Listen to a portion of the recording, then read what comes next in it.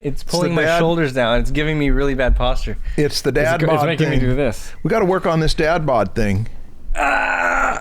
Look, this is as high as I can. So what if you split it, it happens in front of the camera, which means it becomes an historical event, documented for the rest of the world to know about from here on in. You know, Stan, the Wikipedia will say he split his elf costume on the Draftsmen podcast. Stan split his elf.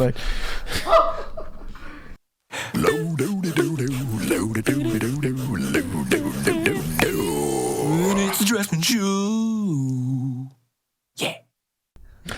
Welcome to Draftsmen, the podcast. Ooh. I'm Marshall Vandruff. I teach art, and Stan Proko also teach art. And we're wearing special it is holiday Christmas outfits. Time. It is the holidays. Would you like to tell us about yours, Stan? This is Elf, the movie, which you did not ever hear about. I own it. Amazing. I haven't seen it, but I sure look forward to it. One of the best Christmas movies. I've seen the narwhal sequence several times. Okay, that's true. So you know about it. I know about it, yeah. Do I get to talk about my costume now? Oh, yeah. Wow, you got a dinosaur. Brandon provided this for me. I've got a dinosaur with teeth. I mean, a pretty serious looking predator there. And a shiny, what do they call this thing? Disco ball? Crystal ball, yeah. I said disco ball, yeah. Disco ball, crystal ball. That's great. What are we doing for this podcast, Stan? Marshall, every episode we ask people a question at the end of the episode. We sure do. I've been there. And every time people respond. Our next episodes are going to be responses to your responses to our questions, asking for your response. And God. Worded beautifully. This episode is going to be devoted to AI, the responses to our questions about the AI episode. And if you're interested in it, maybe you'll like this. If you're not interested you will in it, love this. If you're interested in it, you will love this. If you're not interested in it, let's see. But the 2 episodes after this, we're going to cover around 10 other topics in each episode. And so there's probably going to be something in it that you'll like. All right. So you're going to read these as the people, and I'm going to argue with you. But it's meant as a playful arguing. We decided that if we make it into a battle, this episode will be more fun. All right. Let's do this. Okay. All right, let's do it. Let's go to episode 12. Let's argue. Mike Pelosi. Here's a few known things about AI. 1, AI and data in general is usually very flawed. Until it's not. Wow. Maybe you should look at the camera when you say that. This is to Mike. I'm afraid you're going to breathe fire on me, man. I'm sorry. Until it's not. Okay. Yeah, it's like Jesus. That baby is very ignorant. Until it's not. Yeah, Mike. Stupid baby. Man, you got yourself in. You want to elaborate? No, okay. I think I made my point. 2, most of the AI isn't actually AI. Instead, it's machine learning, which is fundamentally statistics. Yeah, you're right. Yeah. Okay. That's true. 3, when AI fails, it's considered a tech problem, which is dangerous because it removes human accountability and investment. Ooh. You know where he's going with that. Maybe he doesn't go there with it. Yeah, that people they don't take responsibility for their action. They're careless. Yeah. That's kind of what Elon Musk is worried about, right? He's talking about how he's worried about the careless development of AI and how we don't have regulations on that stuff. He thinks it's like the most dangerous thing right now, and that it should be every government's top priority to regulate AI development. To regulate. To do it responsibly. Okay. 4, AI can't teach anyone anything. It can simply teach. Learning will not be enhanced by AI. Huh? I'm not sure I understand that one. Yeah, I don't get that. In other words, it's AI it takes a learner. Yeah.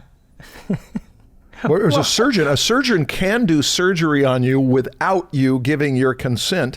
All they got to do is just anesthetize you, and they can do it. But with AI, you have to give your consent. It can't just say, "Now I'm going to turn you into a communist." I don't understand the first part, but then he says learning will not be enhanced by AI. I totally disagree. I think learning will be very enhanced by AI. I don't understand that one. Mike, we're going to have you on a Skype call, and we're going to have to video this, see the fireworks happen. Okay. Okay, 5. We've dumped a ton of money into tech resources in this country to help learning, and learning outcomes are flatline, whereas it's never been easier to become a teacher. Well, this is getting to the social aspect of it. Skip. Okay. It's too deep. It's too much. It's not even AI stuff. It's just tech. Thus, I hope the problem AI solves, and what I'm most excited about is the belief that better access to teaching or better access to learning content in general is a small percentage of, quote, learning. Learning as a human is a human process, not something tech can do for us. AI has no fundamental understanding of nuance, how your day was, if you have a learning disorder, etc., but AI is exploitable and can be used for good. In terms of art, I think AI will do very little at the moment, but what I do think will happen is that because an AI application is approachable, more people will get exposed to art, which is something sorely missing in our society. I think if people embraced the arts more, our collective humanity and empathy would increase. I also hope AI can help bring people together and be supportive and critical, not total dicks to each other. Cool, I agree. I actually really agree that I don't think AI will change art soon. It's going to take a while. Joe the Wizard, an app that records while you are drawing and teaches you more healthy ways to work, like your posture and making sure you do stretching breaks, can tell you why your straight lines are curving and how to correct it by telling you how to move your body. 2 things on that. One, the whole thing about looking at your posture and kind of correcting that. I saw something at the Apple Store. I don't know. I was just walking through like a month or 2 ago, and I saw something about I don't know. It's the thing you put on your back, and it's connected to your phone, and it knows when your posture is bad, so it like buzzes or something, and so it tells you to correct your posture. I think it exists. So it's like but I don't think it's AI. I think it's just a thing that a thing that exists. It has a sensor and it tells you when you're doing something. But I don't think it's AI. I don't think it's learning anything. Of course, you might never get anything done because it's going to buzz all day. All you got to be thinking about your posture. Until your posture's good. Until your posture. Do you think it works? I don't know. I have no idea. But I'm just saying this thing kind of exists. But it's Thank not you, AI. Joe the Wizard. Well, no, there's the second part. Oh. He's talking about how he wants it to tell you why your straight lines are curving and how to correct it by telling you how to move your body. You don't learn how to draw straight lines by something telling you how to move your body. You learn to draw straight lines by drawing straight lines. A lot of them. Just do it. And then you use your brain to get that feedback, not a machine. I don't think that this is a good application. Learning muscle memory. Yeah. I think this is actually not a good application of AI. Okay. It's sort of like it's just a thing that will make us more lazy. Lazy Nezumi. That's not AI either. What? Lazy Nezumi, it's a Photoshop app. Oh. That it'll kind of soften your curves. It'll straighten out your lines. Yes, I know what you're talking about. After each stroke, or even while you're doing the stroke, it analyzes what you're doing and it takes away all the little... Don't you hate it? No, You use it? You like it? I use it when I need my lines to be a little bit cleaner and it straighter. takes care of it for you. It's like an auto-tune built into it. Yeah. Yeah. Drawer number 1. Read that one. Oh, draw number 1. Art is all about people, not sterile, detached correctness, which is what you're proposing, if I understand you. You don't understand me. Well, that is not what I'm proposing at all. It's like as if someone's teaching you perspective and they're showing you, kind of in a math way, how perspective works. Mm-hmm. Does that mean that it's sterile correctness, detached correctness, just because it doesn't have the imperfections? No, you have to learn the rules. And just because it's a robot instead of a human, or not a robot, but just like a machine or any algorithm, something that's not alive, suggesting you things doesn't mean that you're going to become that thing. It's just teaching you things. Yeah, robot- learn the rules and then you break them. Yeah. Also, if the robot doctor prescribed me vitamin D because I wasn't getting enough on it, I wouldn't say, well, that's a pretty sterile description of what I need if I really needed it. I'm not proposing we remove the human element out of art. You made that clear because that's what I was concerned with. I made it very clear. Drawer one, I was on your side. I am against detached sterile correctness, except sometimes. There's more comments that are kind of related to this. So let's continue because we will touch this again. Johansson 1. As solving problems, perspective drawings, showing you where the gaze line is and vanishing point. Also anatomy, it could tell you if you got the proportion right by a certain margin, if it's acceptable, or show you the mannequin as it should be when you copy a photo. It could probably do gesture lines as well. Why? Because you already have an AI doing jazz improvisation pretty damn good. So it could have a crude sense of taste. Future AI, I would love to see more stuff like with Glenn Keane 2D to 3D drawings being able to create a cube by drawing the Z-axis and then manipulating it without the need of a 3 years experience of a 3D software. Something much more intuitive also for animation. I want to hear AI jazz. I've heard about it. I've never heard it. So you're going to look it up? Oh, wow. 3 hours of jazz composed by AI. Well, the real thought you love. Charlie, you don't have YouTube Red? Don't complain. People have to sit through this with the Draftsmen podcast. A taste of our own medicine. The care. Oh, I like that. this is AI jazz? Sounds very 1950s. Sounds pretty painful so It far. sounds random. Well, that's one of the things they started doing. Oh, never mind. This video is he's making the algorithm, and that was his first. Which I'll describe in more detail in a future video. Okay, It wait. was Let's great skip having- forward.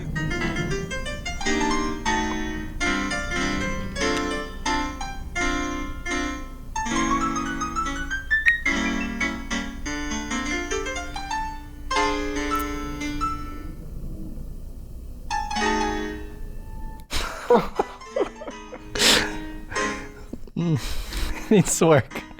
I'm gonna skip a little bit.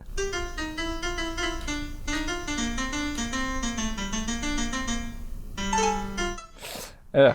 Okay, can I add something in here? It started off promising. There is a Radiolab episode on music languages that I've listened to a few times. And I think it was in that episode that they gave examples of sampling the way a particular style, Baroque or classical or choral, but they gave examples of here's what the computer can do by playing around, by understanding it more in a macro view instead of just the actual sound of the note. And it was pretty impressive. Okay. I think this one is a little more legit. Let's listen to it.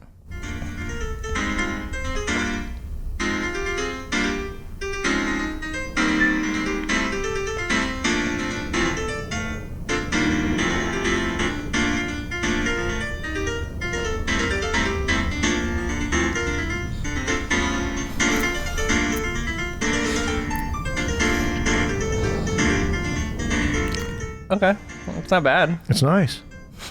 It's great. I mean, where it's going to go, who knows? I mean, know, this is early. Beginning places. Oh, man. But still, Oscar Peterson and Teddy Wilson and Art Tatum and those great jazz masters, Fats Waller, all of them are never going to get old. Because even though they're old recordings, you're going to hear them and you're going to hear the personality come through. That it's I don't know where this is going to go. It may be that it'll be a starting point for people to put their personality into it. CC Lin 1. After an AI teacher analyzes my current performance level, it will recommend a set of exercises to improve performance. Advanced AI recommendations can be suggestions on exercises beyond, quote, drawing, unquote. They may be based on the student's, aspiring artists' preferred style, genre, color palettes, tonal values, etc. Yeah. Yeah. Something that gives you more broad advice is going to be much more difficult because you're going to need a much larger data set. It's difficult to gather this data. But it's possible. And that'd be really cool. I want to make sure I got my head around this. The AI can understand the student's preferred style, genre, preferred color palettes, preferred tonal value relationships. Yeah, it makes perfect sense to me. That you like Baroque. You like that kind of stuff that was going on in the 20th century. We'll put some labels on that. And so I'm going to gather more of that and see if you like it. It's really not that different, is it, from when you shop on Amazon and they figure that maybe it's the star you're after. Oh, maybe it's the director you're after. Oh, maybe it's the writer you're after. Maybe it's the topic. And they keep trying that until they see which ones you click on, and then they say it's not the actor. But for them, it's really easy to get the data because they have millions, is it billions maybe, of people constantly buying things.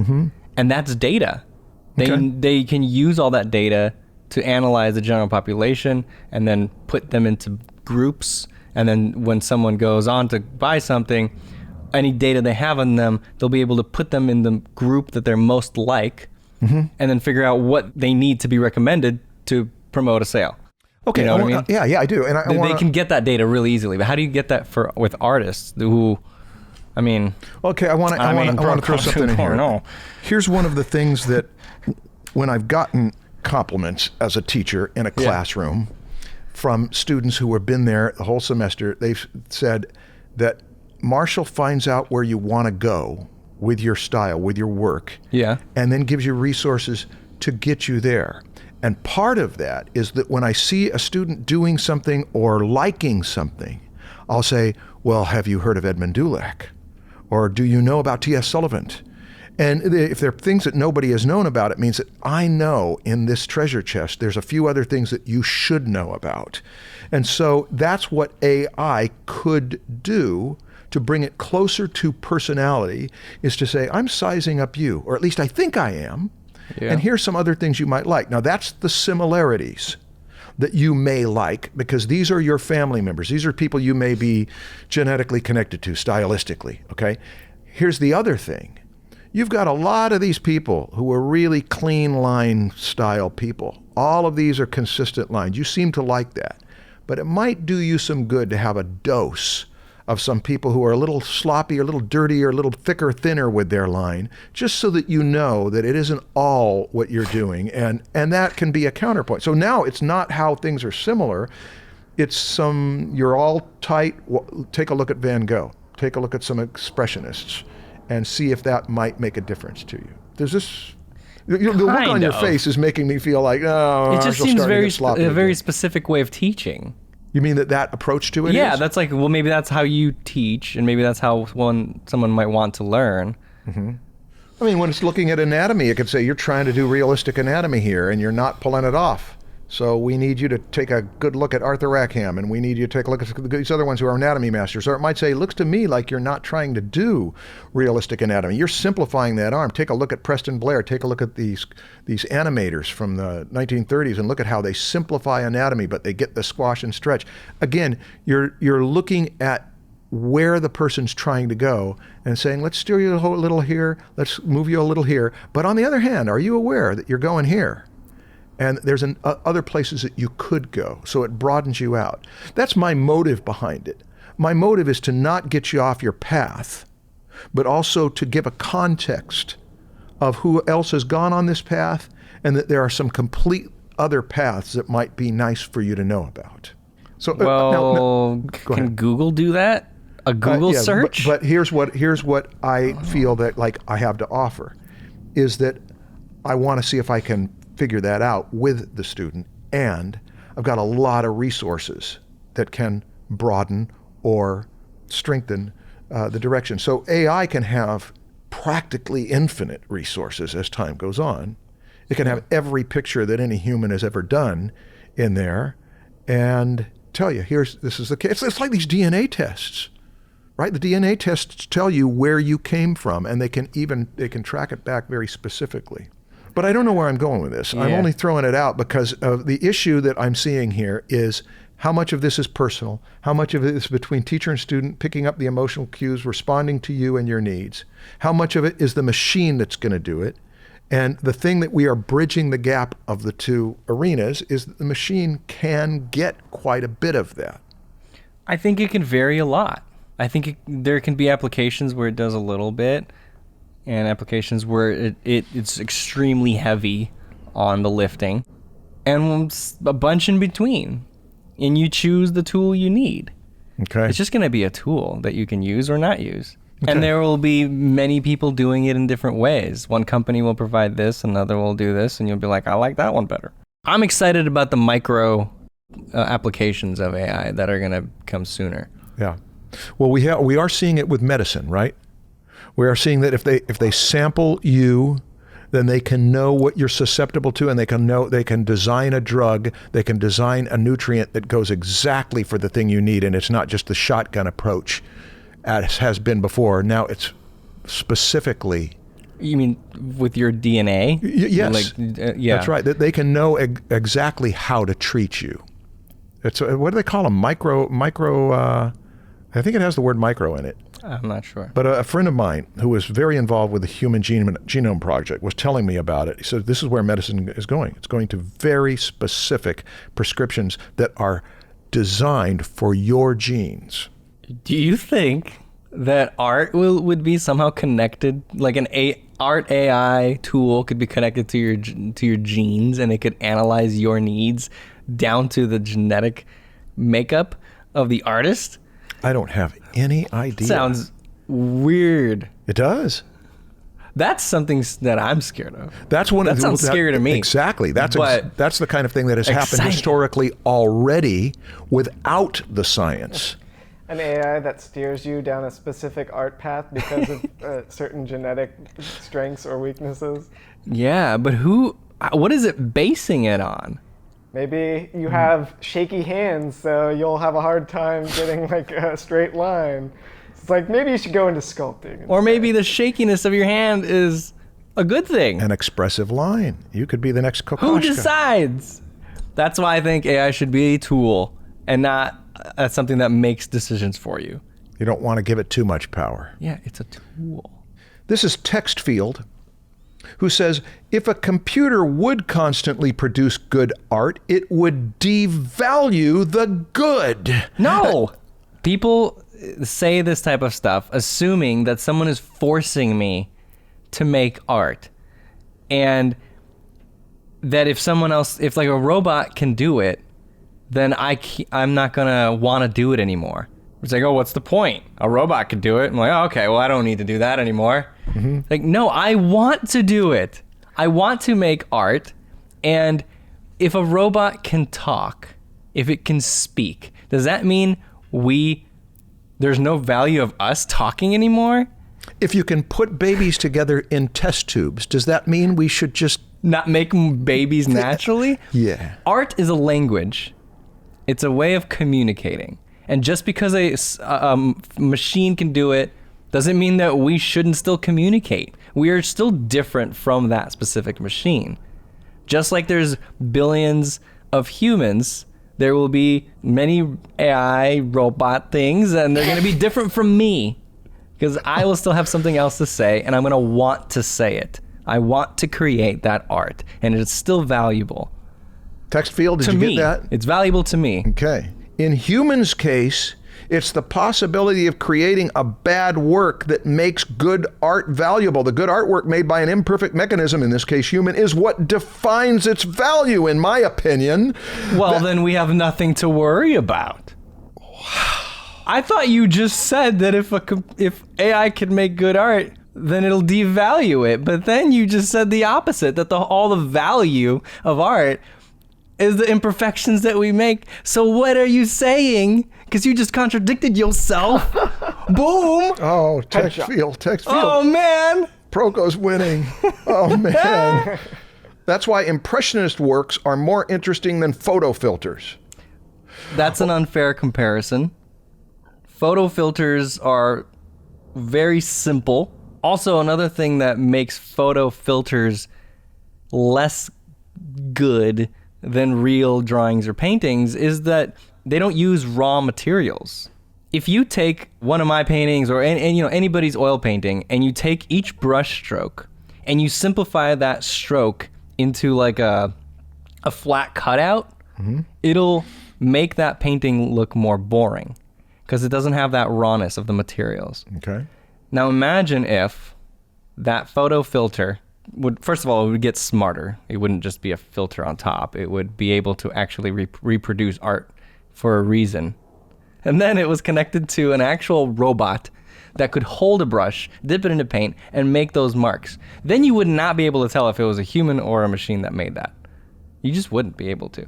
And it would be just as interesting because the rawness of it would give you that same effect as if a human did it.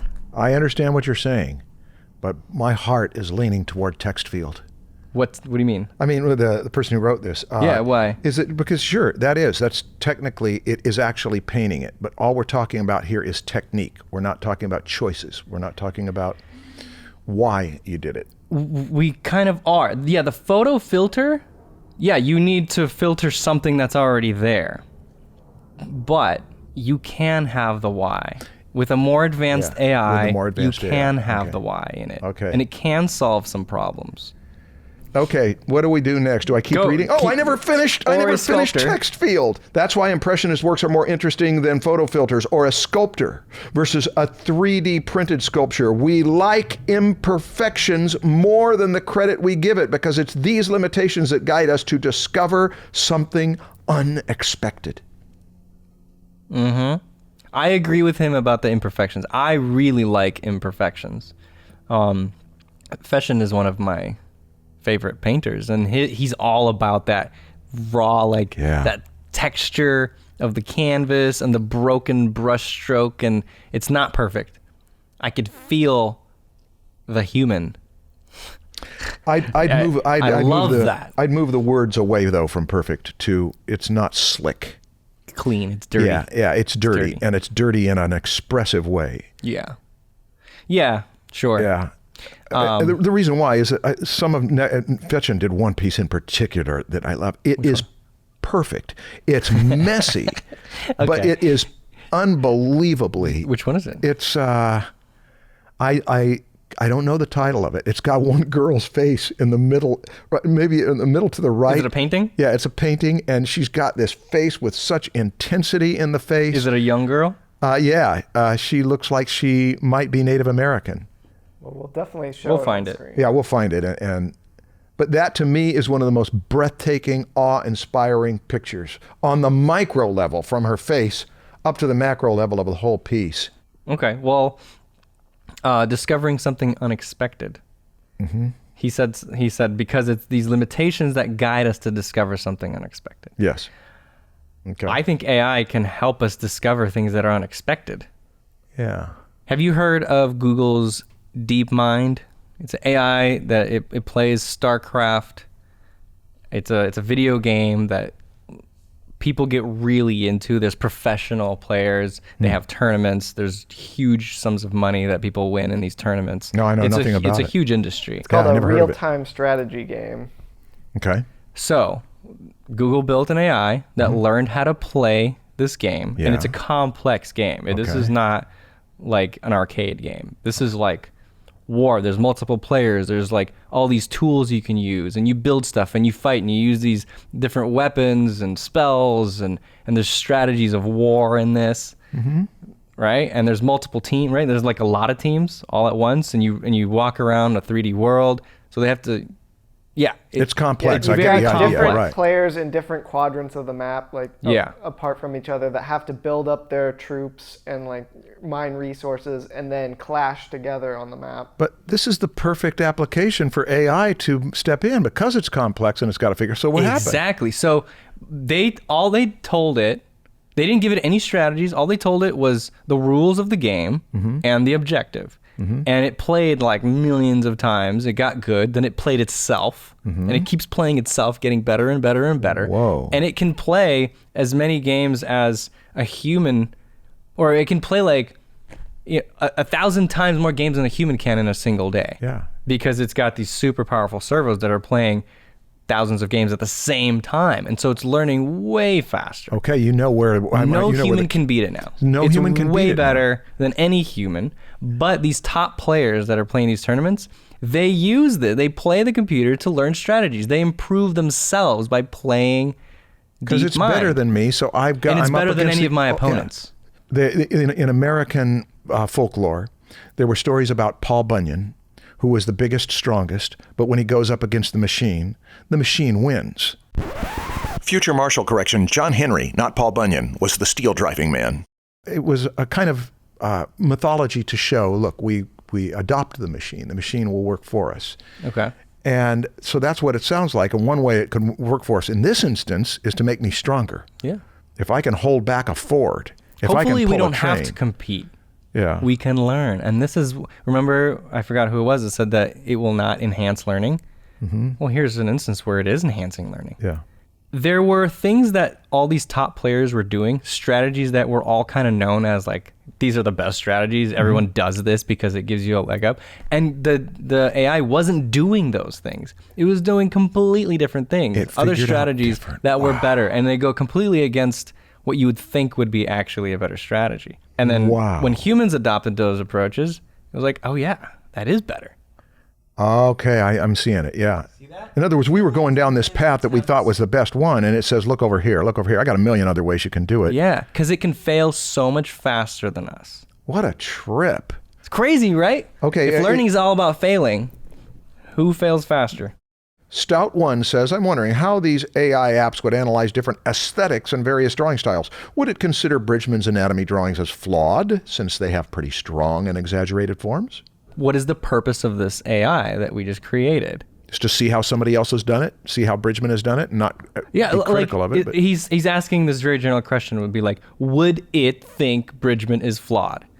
I don't know, like which. Yeah, it depends on the criteria. Yeah, it depends on what app you're using. Like, how was this He's thinking that trained? there's like one AI that judges everything. It's like there's a magic button. One standard. There's a magic button that's like, create an AI app that judges style.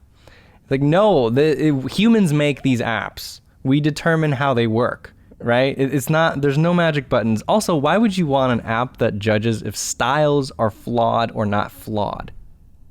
What is this app that he's speaking of? Would anyone even make that My app? app told me that your style is flawed. Yeah, that's what we're What looking does that for. mean? So tell me flawed. whether I'm okay or not. Well, I think what Stout One is doing the same thing we're doing. What was that? Which is to stab around and try to throw out a question and see. We don't know what we're doing. We're just talking about something and getting our head around it. That's true. But you now you have to think about this in a little bit more informed way. Boy, I am curious though. 50 years from now, I am so curious what the ultimate AIs would do with this podcast, whether they would trash it or whether they would say, look, they had two little glimmers of things that were so disassociated from their main train of thought. Yeah. We're too many versions away Yeah. from the one that's going to be amazing. Like when the telephone was invented, would you know that it was going to be this iPhone that I'm holding? Is this the logical conclusion to the one that made a huge difference? There was somebody posted something this week on Facebook of someone who knew exactly where the phone was going. Really? Now it might have been fake. I didn't pursue it, but something. Yeah, at the beginnings, it was early in the 20th century, saying here's where it's going to go. Is that people are going to have phones with them all the time, and they'll even be able to see pictures. But of course, Dick Tracy, way back when was showing it.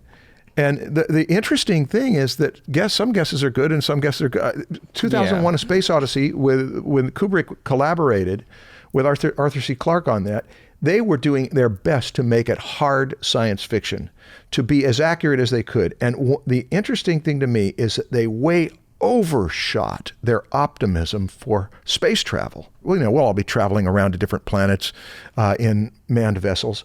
And they way undershot what we're doing with our phones and our computers. They've got people that have got suitcases, attaché cases, and putting coins into a big monitor so that you can talk from space to your family. Yeah. So the idea of being way too optimistic and being way too pessimistic about where it was going, but you can't, that's just it. You can't know. At least they did take a stab at it so that you're imagining and then someone actually makes it happen. This episode is brought to you by the Proko Figure Drawing Fundamentals course. Learn the core concepts of drawing through the tradition of figure drawing, a process that will allow you to draw dynamic and three-dimensional people in any position and light them from any angle. This is a course that will walk you through the whole process, from drawing the gesture and motion of the pose, all the way to shading the forms. You'll explore how to simplify the torso into the bean and robo-bean, how to mannequinize the anatomical forms, and how to identify important landmarks on the body. You'll also learn how to measure proportions, exaggerate the pose, and keep your figures balanced. Each lesson includes assignments and example demonstrations, which serve as answers for the assignments. I've even included critique videos with real student assignments, so you can learn from their mistakes. So if you're interested in learning how to draw the human figure, and don't want your drawings to look like this, go to proko.com/figure. I've packed it with lessons and laughs, so you can have fun while learning serious drawing skills. Okay, back to the podcast. Clouds of Sunset writes, I said this to my friends when the theme about AI and art was on the table for discussion. No matter how good AI gets that even invent new movements, AI will never create masterpieces like This Is Not a Pipe or Guernica, because This Is Not a Pipe hits directly into the philosophical aspect of art and image. And the Guernica was painted in an era of war where a tragedy occurred, and such raw feelings cannot ever be recreated by a robot. So again, a robot might teach you how to recreate hyperrealism like a printer, but not to make art. Clouds of Sunset has spoken. Mm-hmm. You now have your opportunity. About the whole thing of the why and how like it can't create a story of meaning or anything like that. I think it can do better than us. Like Guernica, it was about, the feeling of the war and the injustice. He was there during that time period and he could feel it. Mm-hmm. And so he created this art out of emotion. But now imagine an AI that could be fed millions of hours of footage from the battlegrounds of reporters who filmed actual real war. All that collective data is now much more knowledgeable about war than Picasso. Mm-hmm. And it could create something that humans can perceive as meaningful. Even though that AI didn't maybe have an emotional reaction to all this stuff, mm-hmm. it could combine it in ways that the viewer of that painting could have an emotional reaction to. Mm-hmm. I see that. Yeah, and this may be an aside, but it's going to take me a couple minutes. We're talking here about drawing and painting, and also not just emotional reactions, but meaning. That this is coming from a point of view. Yeah. And nowhere is that more obvious than in storytelling, because every story has meaning. It can hardly be a story if it doesn't have meaning. And you say, what is the meaning? Is the meaning a moral? Is the meaning something you add to it? Some people falsely call this a premise, like perfect selfishness, complete selfishness leads to destruction. Well, it could be, but the meaning of every story is where the story ends. It's what happens at the ending to bring all of this stuff together and tells you that justice triumphs, justice gets in the way, justice kind of triumphs, but it doesn't completely triumph. The meaning comes out of where the storyteller says, here's where I'm going to culminate the events.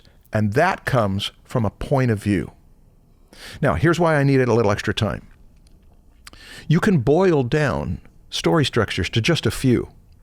In fact, you could kind of boil down all story structures to a couple. And they would almost be Eastern and Western philosophy. The cycle, you get it in the book of Ecclesiastes, you get it in Eastern teaching that it's a cycle. Everything goes over and over with a cycle. And the other is more Western, it's more Christian. It is the build up to a peak, and then the end is the division of the good and bad.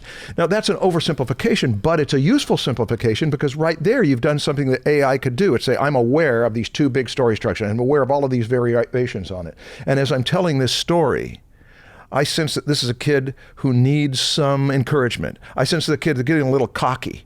And so I think I'm going to pull from this, and I'm going to pull from this, and I'm going to contrive some events so that when I come to the end of this story, I'm going to give this person the dose of a medicine emotionally and meaningfully for what they need in their life. So I guess what I'm saying is I'm starting to get a vision of how AI gets beyond just the technical stuff, and that it's really complex. Mm-hmm. But that's the whole thing, is we're speculating about where the complexity can go. The AI could be a doctor that picks up your emotions. Yeah. They say that dogs know when you're going to get sick. Oh gosh, lots of stories about that. And that it's like, how do they know? Is it something invisible and spiritual, or can they smell? Because their smell is so sensitive, they can smell that you're secreting hormones, and so they know what's going on. How do you know that AI couldn't get to the level to where it is like a dog, and that it just picks up what's going on with you and says, here's what you need? Some of this that we're talking about right now isn't something that one specific person needs. We're talking about AI being an artist and creating art, mm-hmm. and having meaning behind that art. And you mentioned a purpose. Is yes, that, art that makes a big difference in culture and any difference in anybody's life is art that there's something in me as an artist that wants to show how horrible the world, how glorious it is, how funny it is. And so I conjure up this energy that's going to show you how horrible or glorious or funny it is. Oh, you were talking about a point of view. Yes, a point of view. Yes. Okay. Well, is your point of view on something really that unique? Or do you share a point of view with thousands or millions of people in the world? Probably, right? Like you probably share the same point of view, not the same as, not all your point of views are the same as one specific person, but any specific point of view is shared by other people. Yeah. And an AI can be connected to social media, and it could learn the point of view of everybody on a specific topic, gather a lot of details about that point of view, and create something. Mm-hmm. Now, okay. There's a point of view. Okay, now I'm trying to look at this, pull the camera up, see how this all fits together the best I can.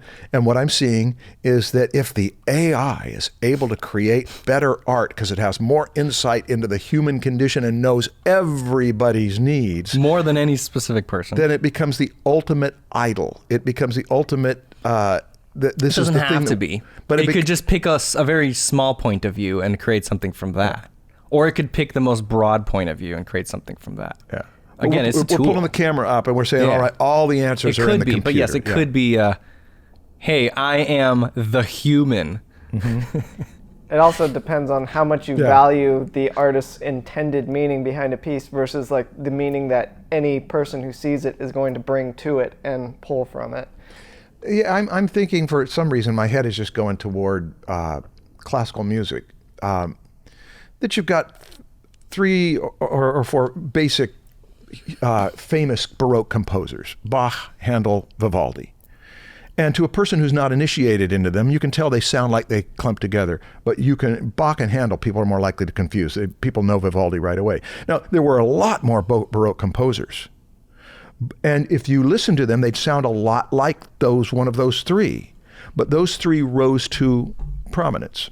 And then with classical, it's basically Mozart and Haydn. There were others besides them, but those ones, they just dominate. So where are you headed with that? Here's the thing I'm headed, is that the style and the way they all kind of belong together. That's the universal part that you were saying. Everybody likes Baroque music. Everybody likes Baroque. No, I can say that. But most people do. Most people, when they first hear it, they hear Vivaldi and they like it very quickly. It's accessible, as they say. But then what is it that makes Vivaldi better than everyone else who would be composing like Vivaldi? Do you get the idea? There are some people who are going to do it better, so we're still getting this thing with AI. Is it going to be better than all other humans? Will we tell humans just do it for the fun, but don't show it to an audience because the AI is much better? AI is the ultimate experience in a movie-going, listening thing. And all you humans, you can go ahead and do it, but you don't need to do it. Yeah. We've got the best stuff because the computer does it better than anyone else. I don't know. Well, our job here, I guess, since I can't figure out what our job is here on the Draftsmen podcast, maybe it's just to wonder. Yeah, Maybe it's just to say, what do you think? What could happen? Wouldn't it be funny to listen to this podcast 50 years from now and go, oh, they had no idea. That'd be great. It's another thing that they could say 50 years from now is that listen to how boring humans were back in 2019. They didn't have any idea what anybody train of wanted thought. to listen to. Yeah. All over the place. Boy, the computer would have fixed that. Liam Lockhart Art says, the AI you're talking about that would be able to teach by saying, like, your proportions are wrong, sounds to me like its usefulness is limited to only realism, and then the one that rates artist 1 to 10 is very obviously going to be biased by the people who program it, which is another issue in itself. For example, face recognition software tends to identify different Asian people as the same person, because the software was developed by white men who didn't put effort into making sure it would work for anyone who isn't white. AI is just as biased as the people who program it. Until it's not. The ones he's talking about, those were just like the first versions. Mm-hmm. Yeah, these white men were creating this, and they didn't know if it was going to work. They had to use themselves. And whatever, it right. could be improved. You design your car for the people of your family and the people you know. And then it becomes more widespread. Right. I'm sure the AI being developed in China is more biased towards Asian men or women. Sure, there's going to be flaws in Until version there 1 aren't. until there are not, until version 20, and it works for everybody. Also, it doesn't have to be biased even from the very beginning. It doesn't have to be trained by the creator. AI can be trained by the general population. That's how Amazon's AI works. It's not trained by the engineer who wrote the software. It's trained by all the data of the customers. So if you're building a city in a desert, you build a city in a desert, not in the tropics. You don't say, well, I've got to take into account the tropics because they exist until they do exist, until you're aware of them, and now we've got to adapt it. But that's what happens with growth. Yeah. That's one of the things that I like about you, is that you take the attitude that if it isn't ready now. Yeah. And then people say, oh, that doesn't work. Which is the easiest thing in the world to Okay, do. let's stop then. Yeah, right. He brings up my the rating app. That was my very first experiment. It's like, of course I used my own opinions. I was just experimenting. We even said in the episode, this is my biased opinion. Oh, yeah, of course. Yeah, I said it myself. This is my own biased opinion because I knew that this was a flaw of it. And he's right that it is going to be biased towards me. But then the next version could be opinions of everybody online. And it could be created from that. But it's good to bring these things up. So thank you, Liam. Yes, Liam Lockhart Art. Thank you. So, okay, we got the last one by JB Comics 1. Everyone has a 1 at the end. Yeah, it's probably because no. Oh, 1 minute ago, 1 month ago. They all say 1 month ago. And then we've been reading the 1 at the end of every username. Illustration. That's great. Because we just copy and pasted them from YouTube. And the username and the time code just get clumped together. That's so funny. We are such But it idiots. removes the space between the timestamp and the So how did username. we So not the 1 know? is directly, it's like embedded into It was the all username. innocence. Forgive us, JB Comics.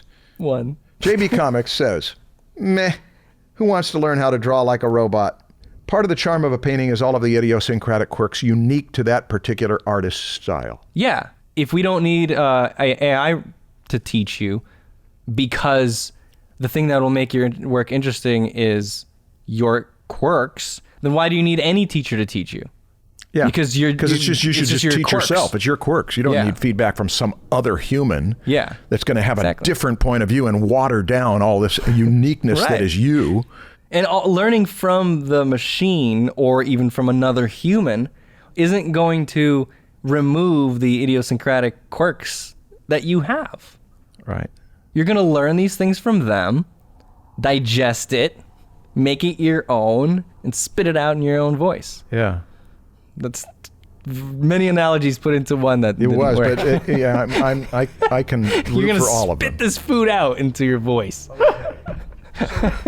Listen to this food. We Yeah. have read all, and we have responded, or you have responded. Oh, to my head hurts, I know. Now, Marshall. okay, that's why I want to take a few minutes to wrap up this Oh. episode with conversation with you about how I feel like this episode really needed something. I don't know what it did. I don't know whether it was of any use to people who are watching. The only things I can get out of it are the world is radically changing. It's changing faster than ever, and that we don't know how it's changing. And so we're looking at it and kind of trying to catch little glimmers of people who are saying, look, the boat is coming. Oh, maybe it's not a boat. No, it's a mirage. No, I think it's a big battleship. No, I think it's a whole bunch of different boats. Nobody knows until it gets closer. And then the other thing that's more important is, so what? How does this relate? AI is coming. AI is here. So what? How does it relate to a person who wants to be a competent artist? It will affect their training. We dealt with that back in the episode that we originally did. It will help you at least with technical stuff. And if you stick around long enough, it may evolve to the point it can help you like a wonderful friend and mentor. Is there any takeaway from this for, there's Proko 2.0 and there's the AI that you're doing that you're asking people to... Yeah. Updates. Updates, okay. There are updates on that. Okay. I did some beta testing. Oh, not something you want to go public with? Not yet. Okay. Until you do. Until I do. That's right. Elon Musk says that eventually we're going to have to have a, what is it called? A base income, a general base income, where people are just paid an income for not doing anything because... Yeah, a UBI, a universal basic income. A basic income, yeah. And he says that it's not something he wants, it's just something he sees as like inevitable because every year there's going to be more and more things that AI can do better than humans. Okay.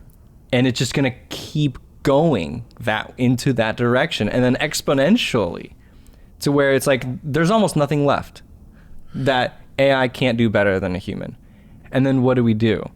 Just the things we want to do. So you could never compete in a competitive environment where AI can do it. You can never can't compete. And so then you just have everyone just gets income. They don't have to earn money. They just do what they enjoy. And, AI kind of runs everything that we don't want to do. It's an interesting insight. It's sort of like... It sounds like a nice world to live in. It's that if the whole world's going to be covered with water, everybody does need a boat. Yes. It's just got to be a big enough boat for you to survive in, and then we'll go from there. You can't compete in a world where AI can do a lot of these jobs better, and AI coupled with robotics, assuming... Probably, yeah. Because AI is if it's going to do things humans do, a lot of that is going to be physical. Right, yeah, that's why. That's why it's got to be coupled with robotics. Yeah. And then we'll see what we can do with our time. That's the new thing to do. It's a very complicated idea to think about, like, what about this and what about this? And all these parts of our lives, how is it going to affect all these different things? And I think that's... something we shouldn't talk about right now. It's a deep rabbit hole. I don't know if we want to get into that. Here's where I go after awe and wonder, speculation of what there can be, and then how does it help you with your art education. The next thing I'm inclined to bring up is that part of why science fiction evolved in the first place. Eric Rabkin has a course on fantasy and science fiction that I've gone through many times. I got to have him host classes with me. I thought you said you got him into Coke. No, I couldn't. He was too old. He's already had his habits established. He thinks that science fiction is the most important genre. That's the first question I asked him in front of my students is, you say that science fiction is the most important genre. Can you tell us why? He said science fiction is the most important genre right now by far. There's no more important. There's nothing that even comes close. And I won't take the time to develop the entire train of thought, but he compares it to the American Western and how the American Western evolved and why the American Western evolved and why the American Western is uniquely American, even though it has been adapted by others. It was born out of a set of circumstances that the tropes of American Westerns needed to adopt and evolve. And because technology has changed our lives so radically, beginning with the railroad was technology. It means that now, instead of traveling on horses where every village could have their own time zone, you had to have the time zones allotted, because we can now move physically faster than we ever could. And so we've got to say the hours will change by these zones. That was a change in the way we live that was dictated by new technology. When you compare what happened with the railroads to what happened with radio and with television and with the internet, and now with AI, the escalation of the way our lives are changing in response to technology means that more than ever, we need stories to give us meaning to it, a great deal of which is pessimistic. A great deal of which is, here's what could go wrong, here's what could go wrong, here's what could go here. We got one after another. That is the paranoid awareness that we're in real danger with this technology. We could blow ourselves up. We could relinquish all control, and someone could use it. So there's one thing, is that there's a great deal of fearful science fiction. The other is like what 2001 was an attempt to do, is to say, what are some of the possibilities of this? What are some of the discoveries that could be made?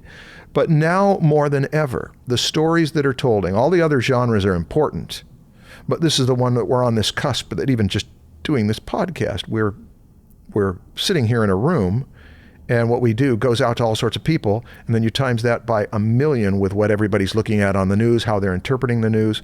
We're just in an unbelievable time. Therefore, stories about it are the things that steer it, that make a big difference. Another reason why science fiction is so important is because it does the imagining of what possible things can go wrong for the politicians and the people who actually need to prepare for the future. Because preparation for the future is better done earlier. When the politicians or people that in power watch this stuff, it's like, oh, that could actually happen. And it kind of makes these things more real, makes them part of our culture, and it makes them people think about it. When you say more real, it makes them tangible. It turns them into nouns and verbs. It turns them into something you can put in front of a camera and tell a story about.